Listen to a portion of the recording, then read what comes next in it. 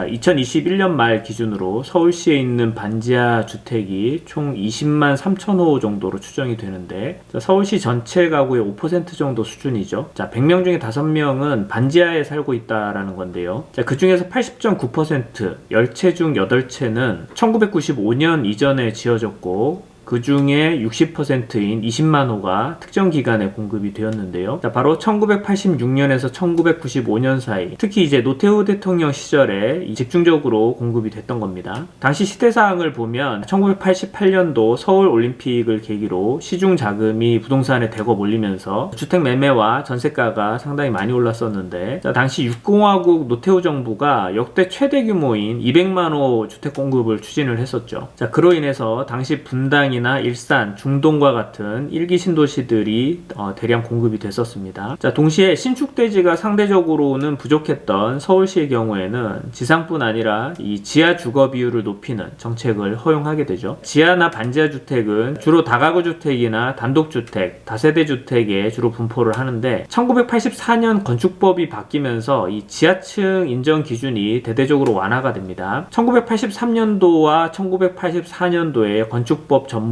비교를 해보면, 통상적으로 이 해당 층, 이 천장까지 높이에 3분의 2 이상이 흙으로 덮여 있으면 지하로 인정을 해줬었는데, 1984년도에는 다세대 주택과 단독주택은 절반만 덮여도 지하층으로 인정을 해주게 바뀌게 된 거죠. 그러면 지하 거주 조건이 훨씬 나아지는데도 지하층으로 인정을 받게 되니까 이 용적률 산정 면적에서 빠지게 되죠. 그럼 그만큼 지상층을 한 층 더 올릴 수 있게 되니까 너도 나도 할 것 없이 주택을 짓게 됐을 때는 이 반지하 주택을 끼워 넣게 될 수밖에 없는 거죠. 자, 결국 이런 정책적 완화가 이 반지하 주택 대량 공급을 가져오게 된 셈이 된 건데요. 물론 관 차원에서의 이 주택 공급 물량 조달이 상당히 어려웠었는데, 민간 차원에서 손쉽게 이 공급 물량을 보완해줬다는 점에서는 이 칭찬할 만한 일이었지만, 반면에 반지하 특성상 이 침수나 화재 시의 대피 등의 어려움들의 문제가 있고, 또 저소득층을 이 열악한 주거 환경으로 몰아넣게 돼버린 그런 어두운 면도 함께 발생하게 된 부분이 있습니다. 자, 서울에서 반지하 주택이 가장 많은 곳들을 살펴보면 1위가 관악구 16,265, 2위가 강북구 14,121, 3위가 중랑구 12,793, 4위가 성북구 12,604, 자, 5위가 광진구 11,165. 이 관악구를 제외하고는 대부분이 강북에 위치를 하고 있다는 것을 알 수가 있습니다. 자, 서울시는 이번에 발생한 이 반지하 수해 참사를 계기로 이 서울시 반지하 주택 수요를 점진적으로 지상층으로 올리겠다라는 계획을 발표를 했는데, 기존의 이 180에서 190% 용적률을 가진 노후 공공임대 아파트를 300% 중후반대에 이 고밀도 개발 방식의 재건축을 통해서 해소하겠다라는 그런 생각을 가지고 있는데, 자, 기간적으로는 10년간 약 15만 가구를 지상으로 보내겠다는 겁니다. 일단 지난 노태우 정권 때 이 10년간 12만 호의 반지하 주택이 공급이 되었었는데, 자, 동일 기간 내에 15만 호를 걷어내겠다는 거죠. 저는 이게 계산상으로는 크게 무리가 없다고 봅니다. 왜냐하면 당시에는 이 민간에서 개인이 각자 공급량을 확보를 해가지고, 자, 소규모 단위로 늘어난 거고, 근본에는 시에서 정책적으로 대단위로 공급을 하는 거니까 오히려 10년이 아니라 더 당겨질 수도 있다고 봅니다. 자, 다만 이게 가능하려고 하면 몇 가지 관련 이슈가 있습니다. 자, 첫 번째는 현재의 이 고금리 기조가 얼마나 지속될 것인가. 자, 두 번째, 오세훈 시장의 정치 영향력이 이 서울시에 얼마나 머물 것인가. 자, 세 번째, 차기 정권이 혹시 교체되는 일이 발생할 것인가. 자, 이런 변수들에 따라서 반지하 주택이 기간 내에 다 걷어내지느냐 그렇지 않느냐는